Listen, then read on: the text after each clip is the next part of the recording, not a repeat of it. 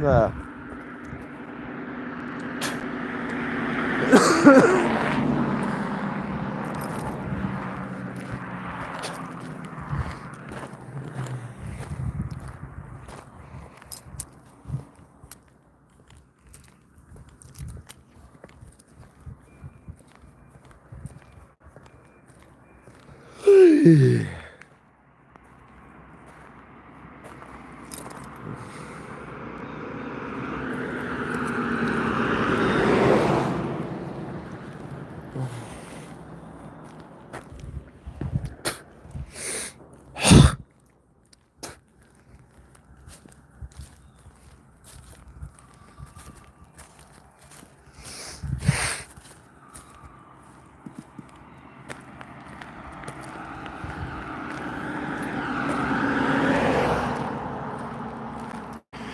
Yellow.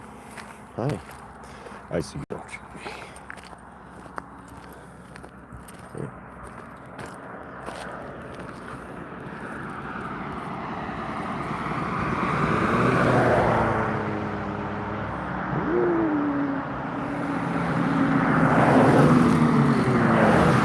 Oop. Forgot I was doing that.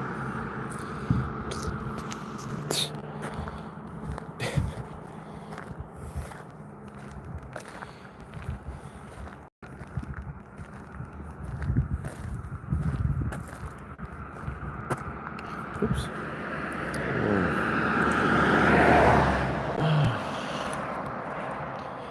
Don't do this at home, kids.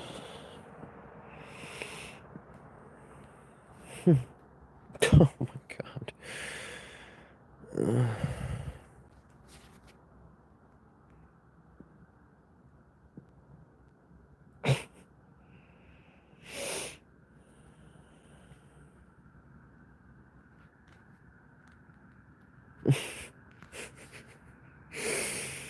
Okay.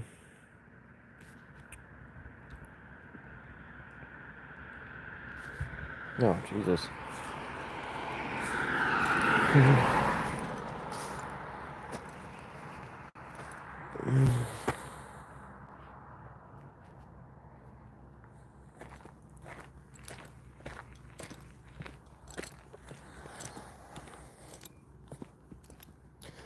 Tis a glorious day.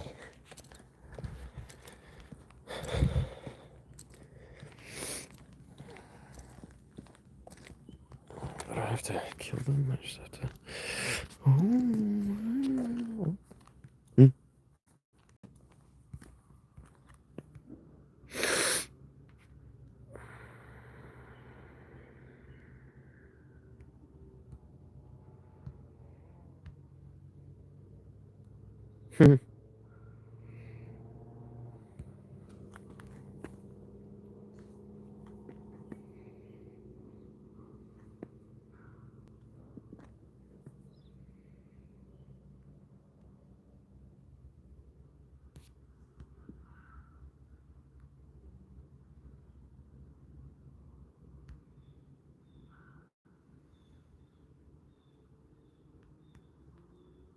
Oh, I should probably turn the volume up.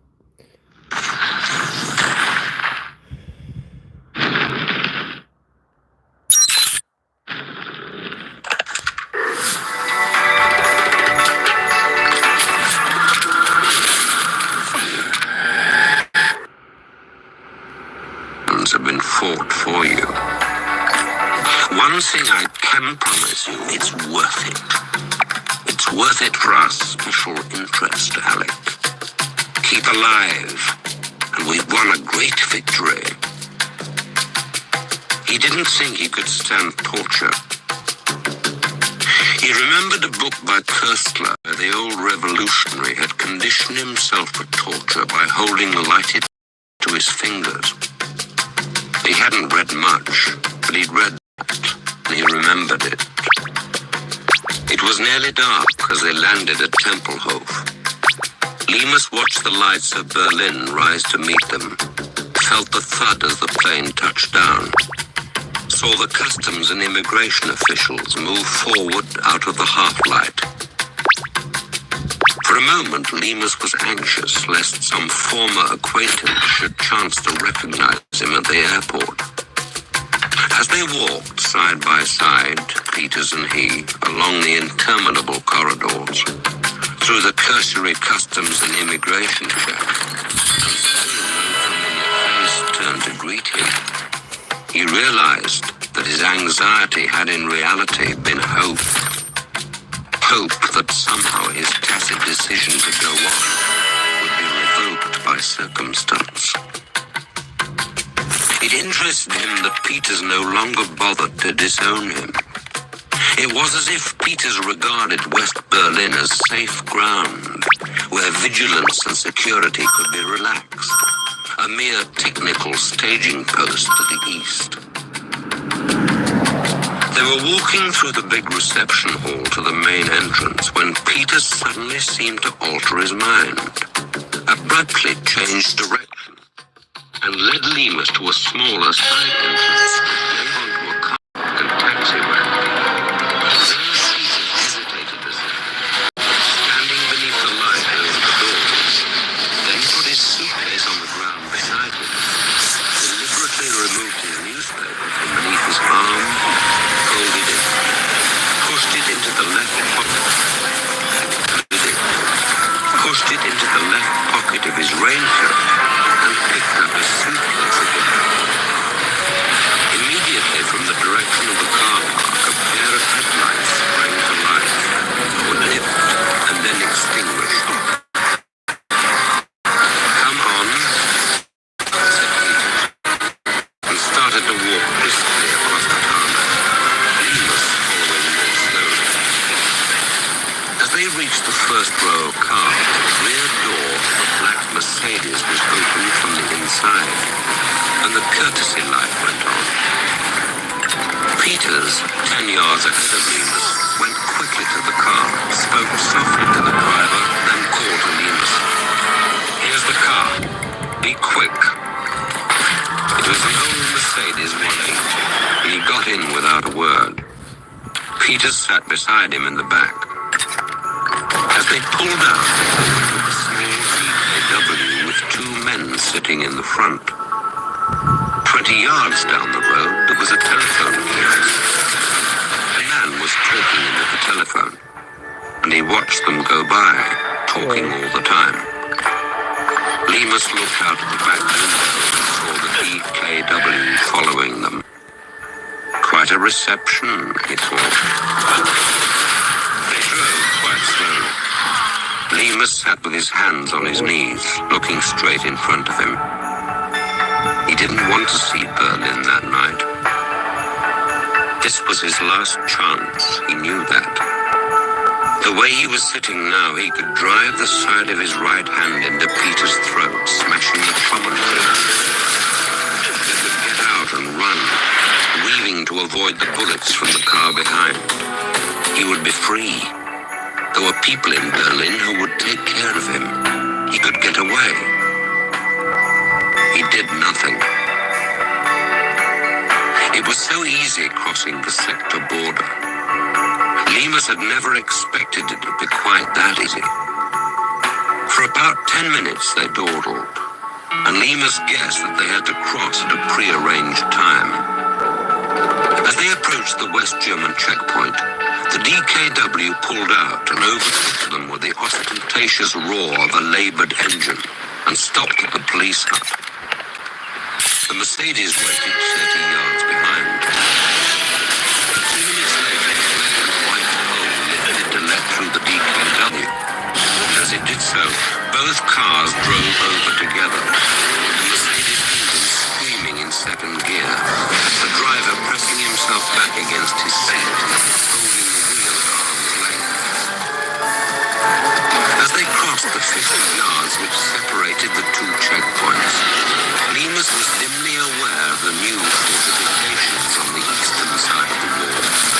Dragon's Teeth, observation towers and double aprons of barbed wire. Things had tightened up. The Mercedes didn't stop at the second checkpoint. The booms were already lifted and they drove straight through. The Hopper was just watching them through binoculars. The DKW had disappeared, and when Lemus sighted it 10 minutes later, it was behind them again. They were driving fast now. Lemus had thought they would stop in East Berlin, change cars perhaps, and congratulate one another on a successful operation. But they drove on eastwards through the city. "Where are we going?" he asked Peters. "We are there. The German Democratic Republic. They have arranged accommodation for you. I thought we'd be going further east. We are. We are spending a day or two here first. We thought the Germans ought to have talked with you. I see. After all, most of your work has been on the Germans. I sent them details when you escaped, and they asked to see me. They've never had anything quite like it. Nothing quite so near the sea. My people agreed that they should have a chance to meet me. And from there, where do we go from Germany? East again. Who will I see on the German side? Does it matter? Not particularly. I know most of the Abteilung people by name, but I just wonder. Who would you expect to meet? Fiedler, Lemus replied promptly. Deputy head of security. Munch's man. He does all the big interrogations. He's a bastard. Why? Savage little bastard. I've heard about him. He caught an agent of Peter Gwillem's and bloody nearly killed him. Espionage is not a cricket game. Pete observed, sourly. And after that they sat in silence. So it is Fiedler, Lemus thought. Lemus knew Fiedler all right. He knew him from the photographs on the file and the accounts of his former subordinates. A slim, neat man, quite young, smooth-faced. Dark hair, bright brown eyes, intelligent and savage, as Lemus has said. A lithe, quick body containing a patient, retentive mind. A man seemingly without ambition for himself, but remorseless in the destruction of others. Fiedler was a rarity. He took no part in his intrigues. Seemed content to live in Munch's shadow without prospect of promotion. He could not be labelled as a member of this or that elite. Even those who had worked close to him in the Abteilung could not say where he stood in its power complex. Fiedler was a solitary, feared, disliked, and distrusted. Whatever motives he had were concealed beneath a cloak of destructive sarcasm. Fiedler is our best bet, Control had explained.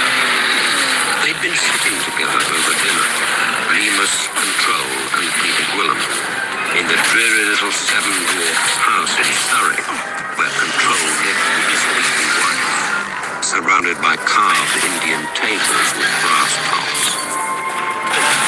Fiedler is the acolyte who one day will stab the high priest in the back. He's the only man who's a match for Munch. Here, Gwillem had nodded. And he hates his guts. Fiedler's a Jew, of course, and Munch is quite the other thing. Not at all a good mixture. It has been our job, he declared, indicating Gwillem and himself, to give Fiedler the weapon with which to destroy Munch.